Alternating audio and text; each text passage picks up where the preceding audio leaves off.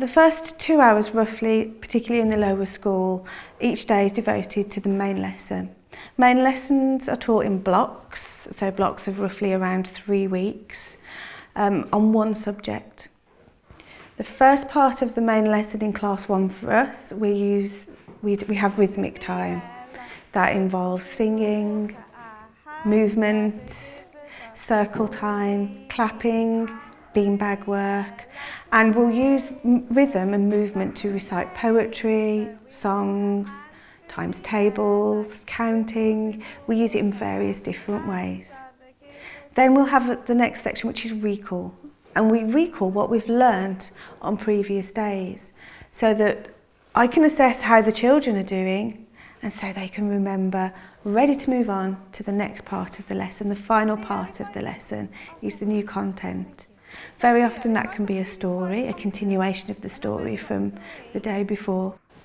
After main lesson, we have a break. Before the children go out to play, we eat together as a class in the classroom. Then when they come back in, the day is divided then into a further 4 lessons. So there are 2 lessons before lunch. There are varying activities. It might be handwork. We might sit together and knit with a handwork teacher. We might go off to the eurythmy room and do some eurythmy with the eurythmist. The children might have a language teacher come in to do either Spanish or German with them. Or we might have some extra time together as a class where we might play games, or we might do a continuation of the work that we've been doing in main lesson. On a Tuesday afternoon, we always do a craft activity. That's normally painting, where we can get very messy. Drawing and art is a really big part of what we do in class 1. And the children start with only the 3 primary colours, and they learn to blend and make their own colours. So they can blend brown and green, purple, orange, before they move on to having those colours individually. Again, it's this whole down to parts, starting with whole colours, breaking them down, blending, really working with colour in a very artistic manner.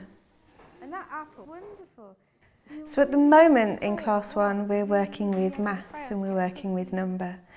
And it's usual in Waldorf schools to start with a whole number and then break that down into its parts. So instead of starting with the abstract concept of adding small amounts to make a bigger, we start with the bigger and then see where we can break it down. And we also see where we can find it in the world, so it's meaningful. We want the maths to be meaningful to the children. We want them to be able to have a feel for the numbers and where we see those numbers in the world. So when we're looking at the number 5, slicing an apple in half, and we can show the children where the 5 seeds in the centre of the apple and where that happens in nature. We can talk about the 5 petals on the blossom tree, and that's something they can see. It's something they can hold in their imagination. And we can talk about 5 fingers on our hand, and we can lead that into multiplication by, working out how many fingers we've got, how many toes we've got as a class. It's using the imagination and opening up a whole world around numbers, and numbers not just being something abstract, something that we think about alone in our heads.